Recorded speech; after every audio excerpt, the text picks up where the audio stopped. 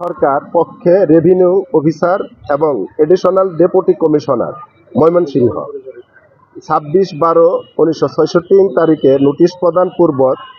1950 সালের SAT অ্যাক্টের ধারা 92 এর মোতাবেক উক্ত 38 একর ভূমি পরিত্যক্ত হিসেবে ঘোষণাপূর্বক সরকারি খাসজমি হিসেবে ঘোষণা করে। পরবর্তীতে মোহাম্মদ ইসরাফিল শেখ পিতা তালন আলী শেখ বরাবর ভূমিহীন হিসেবে রেজিস্ট্রি কবিলিয়ত মূল্যে 1/1/86 তারিখে বাংলাদেশ সরকার বন্দোবস্ত প্রদান করিলে তিনি এবং তার ওয়ারিশগণ ক্রমে অবধি উক্ত ভূমিতে ভোগদখল করিয়া আসিতেছে। উল্লেখ্য যে সজল কুমার আগরওয়ালা পিতা গঙ্গাধর আগরওয়ালা বিগত 2007 সালে বাংলাদেশ সরকারের পক্ষে জেলা প্রশাসক জামালপুরকে 1 নং বিবাদী করে এবং মোহাম্মদ ইসরাফিল শেখকে 6 নং বিবাদী করে বিজ্ঞত যুগ্ম জেলা ও সাব জজ দ্বিতীয় আদালত জামালপুর মোকামে দেওয়ানি মোকদ্দমা নং 23/2007 দায়ের পূর্বক উক্ত 38 একর ভূমি তার বরাবরে সত্য ঘোষণার মোকদ্দমা দায়ের করিলে তা বিজ্ঞ আদালত কৃতক বিগত 12/10/2009 তারিখে উক্ত মোকদ্দমাটি খারিজ হয়। অতঃপর উক্ত রায়ের বিরুদ্ধে সংক্ষুব্ধ হয়ে উক্ত বাদী সজল কুমার আগরওয়ালা মহামান্য সুপ্রিম কোর্টের হাইকোর্ট বিভাগের প্রথম আপিল নং 369/2009 দায়ের করেন এবং উক্ত প্রথম আপিল বিগত 5/12/2022 তারিখে মহামান্য হাইকোর্ট কৃতক খারিজ হয়। অতঃপর বাদী আপিলকারী মহামান্য সুপ্রিম কোর্টের আপিল বিভাগে civil petition for leave to appeal নং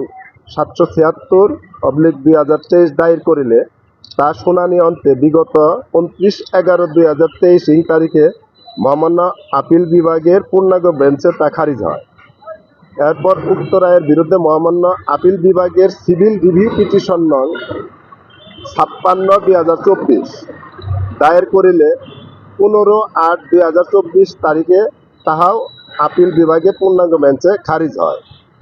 এখানে একটি বিষয় উল্লেখ করার আছে যে এই 15/8/2024 সালের আগে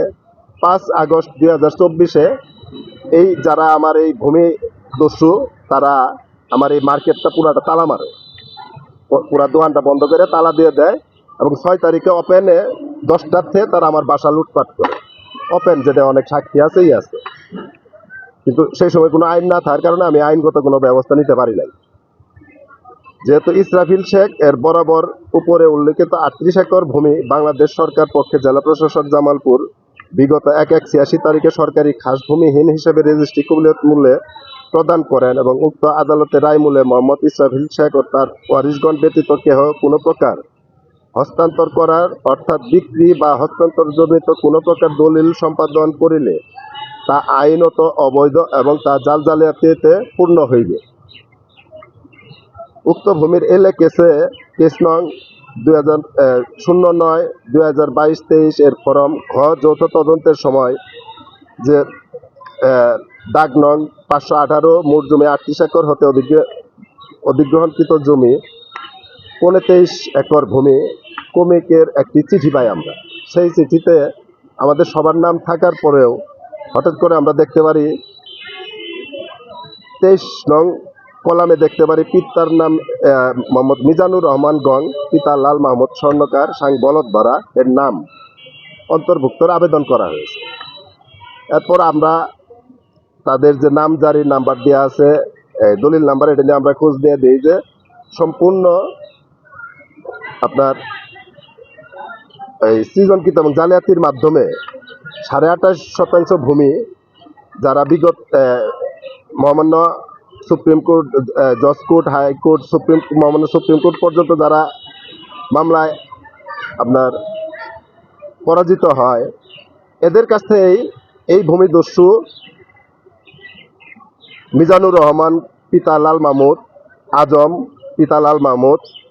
জিল্লুর রহমান জনি এবং মাসুদ হাজি মাসুদ এই 4 জনে মিলে তাদের চেয়ে জালিয়াতিভাবে পাওয়ার অফ অ্যাটর্নি দেয় হচ্ছে উজ্জ্বল নামে একটি ছেলেকে, যার বাড়ি মাদারগঞ্জেই। তার থেকে তারা জালিয়াতির মাধ্যমে দলিল সম্পাদন করে নেয় এবং দলিল সম্পাদন করেন মাদারগঞ্জ সাব রেজিস্ট্রার আবু কালাম। সেই সাথে